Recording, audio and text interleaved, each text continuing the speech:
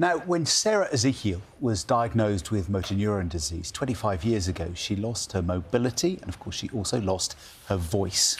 But after discovering an old VHS tape, which included a tiny snippet of her Cockney accent, artificial intelligence has managed to recreate her original voice, which Sarah's children had never heard before. It's quite a story, this. Emma Tracy, who presents Access All, the BBC's disability and mental health podcast, has the story for breakfast.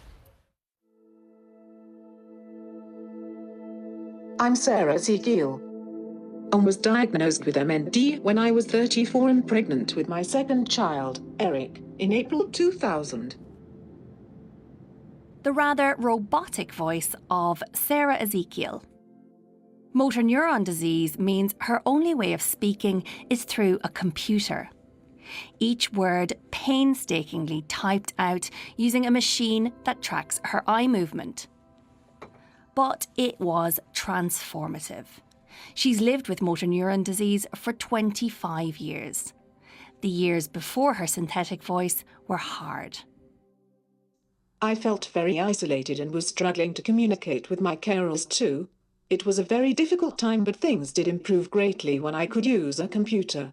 It's a very posh voice you have there, Sarah. That's your old synthetic voice. Give me a blast of your new voice. Hello, this is my voice. It's a kind of miracle, really. Wow, that just sounds really different. After such a long time, I couldn't really remember my voice before MND.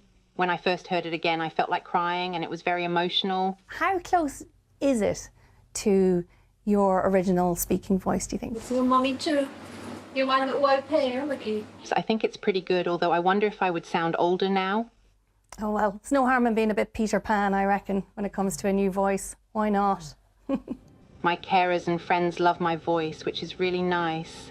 I feel like myself, and I don't sound like a robot. People didn't know I was Cockney with a slight lisp. I feel a bit more exposed because I didn't really like my voice before, and wondered if people looked down at me because I was from the East End. I don't care about that now, and I'm glad to be back. Let me play you the video that Sarah sent me. Simon Poole is part of the team that recreated Sarah's voice. Sarah had a small recording of her voice from over 20 years ago on a VHS tape. Only 8-second sample, and it was a very low quality recording. You know, I gave her a bottle one night and she was so much happier. Despite it not being perfect, that is good enough for an AI voice creation tool to work with. It just needs a small sample of your voice, and then it knows what voices normally sound like, and it can use that to fine-tune its model to sound like your voice. Let's hear the final version. I thought, you know, I gave her a bottle one night and she was so much happier. That is incredible. Really incredible. For Sarah's children, it's been a revelation. Is it what you expected? No. What did you expect? And I didn't know she was Cockney. I didn't know well, I knew she was East London, but I didn't know she had a Cockney accent. It's taken me a while to process it, but really hearing it in the house, it's made me really happy and quite emotional. Mum isn't just a disabled person in the corner with a robot that doesn't relate to her. She's here, we can hear her, we can feel who you are as a person.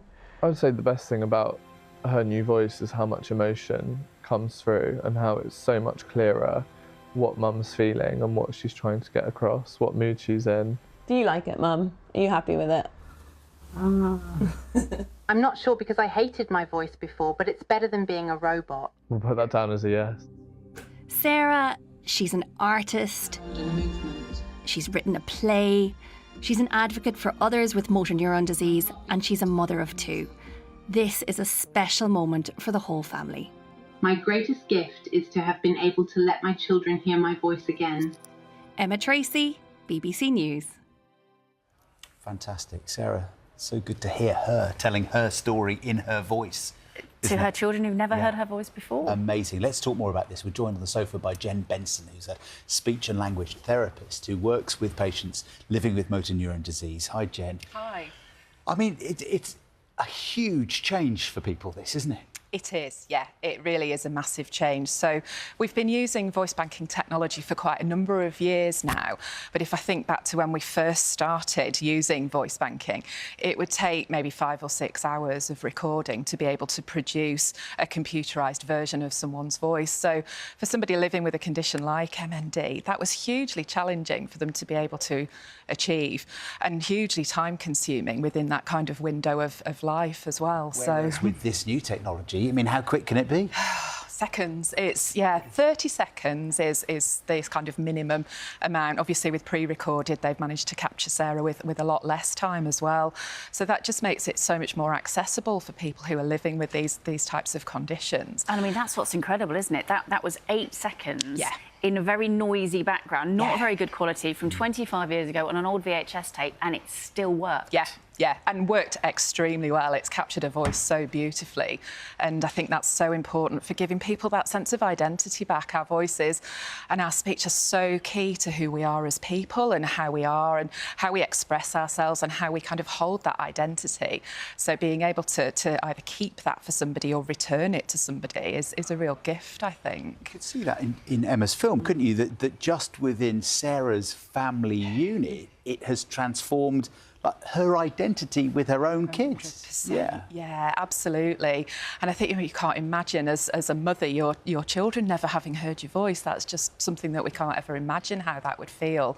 So for Sarah to have had that given back to her, and then for her children to be able to know what their mum sounds like, that's something that we just take for granted, I think. We've talked in the past about this sort of eye gaze technology that we're seeing Sarah use there, where you use your eyes to sort of spell out the words, and we saw it with Rob Burrow on the programme, using it a lot as well.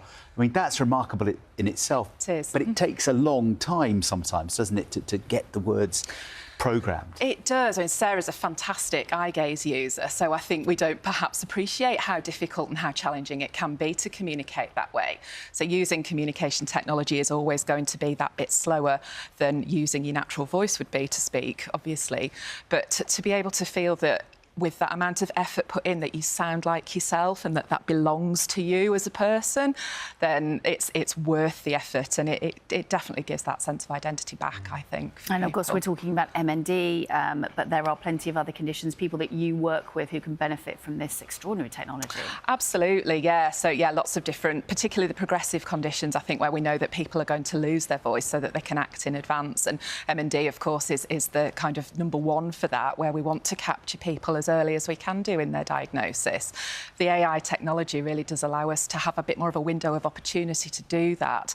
And of course, use anything that's pre-recorded. I mean, most people have got something like a voicemail message or a little clip of video, because we use our phones for everything these days. There's a lot more accessible recordings there that we can now capture and use with this technology. So it just makes it all the more accessible to a wider group of people that we perhaps wouldn't have been able to help with this before. So it's amazing. Sarah, I mean, in terms of how many people potentially is this helping now or will in the future? I mean, how accessible will it be?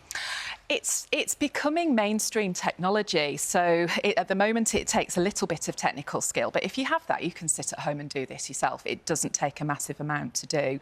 So I think as the technology progresses, it will become more and more available to people and easier to do all of the time. So people will be able to do it themselves? They will be able to do it themselves, yeah, absolutely. And I think at the moment, it's great to have support. So support of your speech and language therapist to do this, the support of the MND Association, who are great with funding and providing equipment and information and resources.